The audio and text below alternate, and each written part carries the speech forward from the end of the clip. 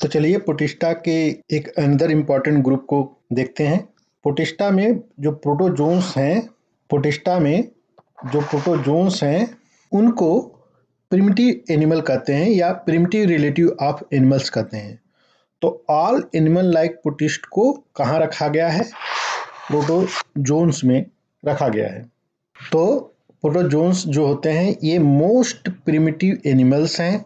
इनको primitive relative of animals भी कहते हैं और ये यूनिसेलुलर एनिमल हैं।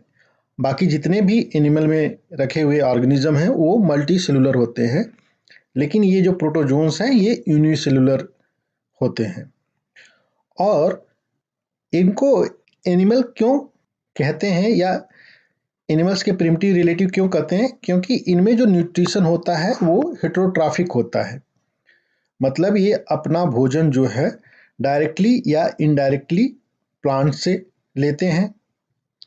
ये या तो प्रीडेटर्स या पैरासाइट्स के रूप में पाए जाते हैं।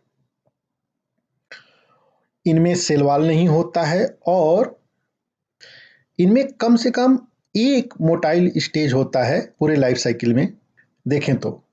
और ये फिनोटाइप्स चाहे आपका सेल वॉल का अब्सेंस या हेटेरोट्रॉफिक न्यूट्रिशन या having one motile stage in life cycle, at least one motile stage in life cycle is phenotype of animals।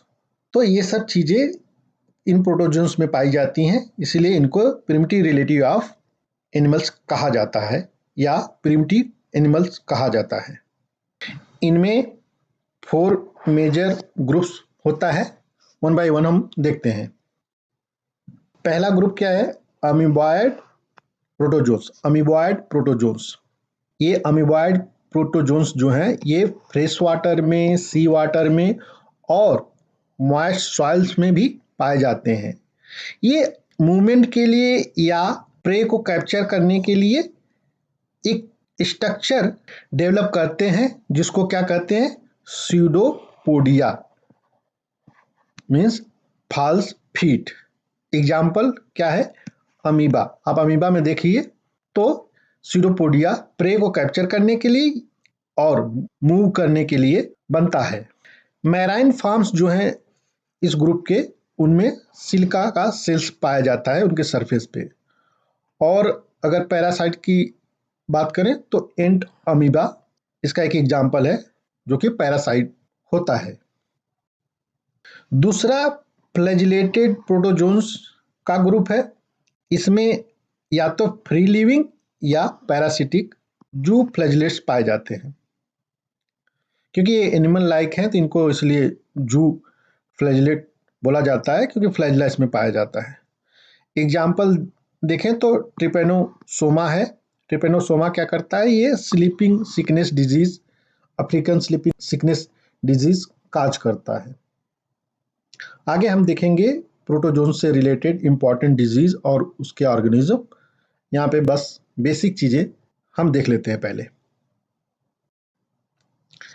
Ciliated protozoans में जो ऑर्गेनिज्म हैं उनको क्या कहते हैं? सिलिएट्स कहते हैं।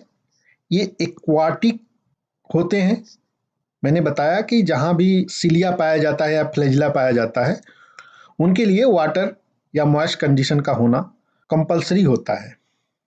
तो ये वाटर में पाए जाते हैं क्योंकि इनमें सिलिया पाया जाता है और थाउजेंड्स ऑफ सिलिया पाया जाता है। तो इसलिए जो मूवमेंट होता है ये एक्टिवली मूवमेंट करते हैं। ये जो सिलियर्स है ये एक्टिवली मूव करते हैं। किसकी हेल्प से? जो इनके पास थाउजेंड्स ऑफ सिलिया होते हैं उनकी वजह से ये एक्टिवली मूव करते हैं। और इनमें एक कैविटी नुमा स्ट्रक्चर होता है जिसको गैलेट कहते हैं। गैलेट में क्या होता है कि फूड कलेक्ट करके ऑर्गेनिज्म रखता है। एग्जाम्पल क्या है? पैरामीशियम। लास्ट ग्रुप जो है वो क्या है? स्पोरोजोन्स।